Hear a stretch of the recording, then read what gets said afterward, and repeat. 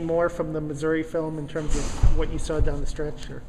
Well, it's really, really hard to say down the stretch because, I think, we were up by 13 with right around 11 minutes to go.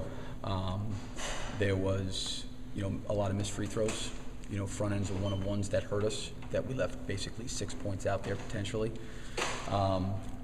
There were, a couple of unfortunate plays I thought were big plays. I thought Patrick went up and tried to grab a great rebound, and he kind of got undercut by Murphy. I'm not so sure it was a travel because the ball popped out of his hands when he hit the ground, and he picked it up and threw it to our guys. So that was a stop for us. We did a pretty good job. They got it back and made a three.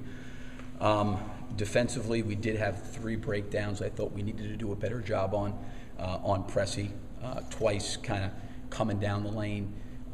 He got around our big, and the floor had to rotate. We had to give help. Ball could kick back out, 2 threes.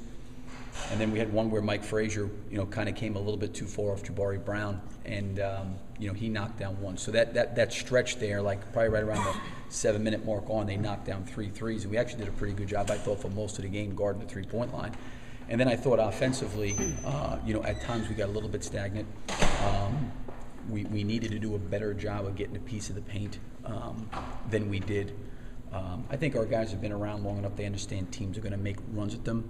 But I don't think in the game it was one play, one guy. I think it was a combination of a lot of different things that we did not do well enough to win. You've always advocated that, with freedom for certain players comes a certain amount of responsibility. If a player maybe doesn't do what you want to do in a certain situation, does that freedom get cut off, or do you still believe in giving a player confidence when?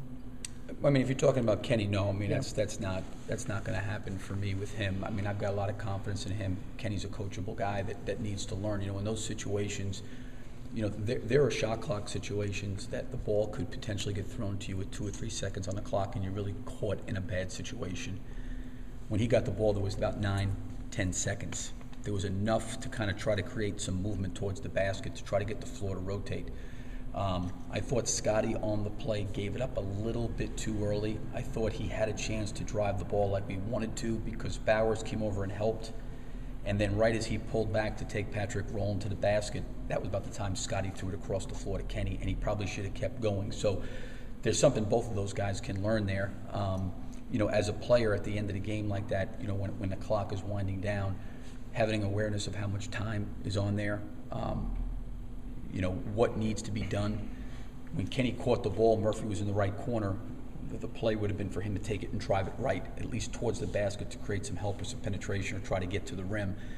And he may have done that and not made the shot. He may have done that. I think this, in that situation, if the shot goes in and we win, everybody's talking about what a great shot it is. I still would feel like I feel today that in those situations, you got to get some action towards the basket. I was really, not having a timeout, with 3 seconds to go, I thought our guys executed very, very well the play that we had on during the free throw, where they actually got the ball inbounds up the floor in a pass. And, Rosario, I thought, got a pretty decent look at it, although we had to rush it a little bit. There was only 3 seconds, but I thought did a pretty good job of going from one end of the floor to the other end of the floor, getting a shot off.